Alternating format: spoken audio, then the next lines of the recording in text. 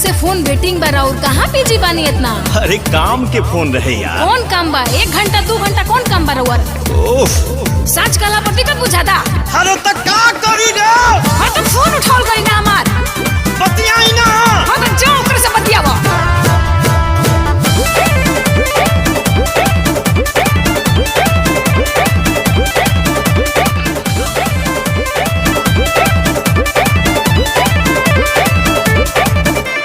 Busy कहाँ तेरी तक राही, सच्चे सच्चे हमारा से कही।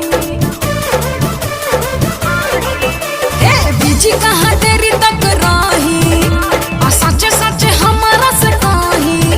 छोही तोर तोहर जानतानी, सच बताई। एगो तू ही बड़ू रानी, हम दिल से कहतानी। गलत फहमी बात है कि दूगो रखल बानी। गलत फहमी बात है कि दूगो रखल बानी। मान जाना। झूठो के कोला खइले बड़े। कोला खइले बड़े रो देखे बुझत का। फोन गाड़ी चलावतानी। ऐसे कैसे रो रात देखतानी? लड़ा दी। फोन उठाओ के खाली कौन इतना का खिसियातानी? कबो बीजी या कबो बंद बतावता काहे? अरे बैटरी डिस्चार्ज हो गई रहे। अच्छा हमरा पे डिस्चार्ज? हम पे यकीन करो जी, हम पे यकीन करो जी, हम पे यकीन करो जी। तोहरे से प्यार करीला, जानी कहला में पारो जी। तोहरे से प्यार करीला, जानी कहला में पारो। झूठा हूँ के ये हो जान करलू तू शक हो।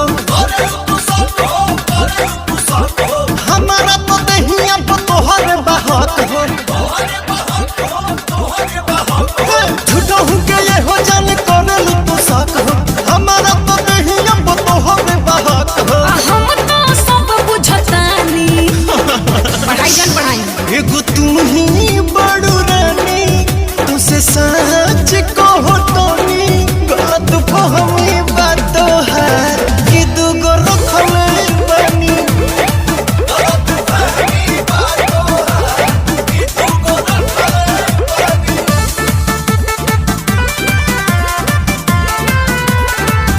अब कबो कबो आउट ऑफ कवरेज भी बताओता।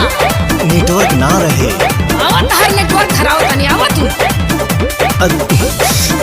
चलो फोन रखो। रख के दिखावतानी। अच्छा तोहरा के कैसे विश्वास दिलाई? नहीं हनुमान सीना चीर के देखाई। अरे तोहरा के कैसे विश्वास दिलाई? नहीं हनुमान सीना चीर के देखाई। पवन जी बनाई ना कहानी, प्रकाश को देखिए।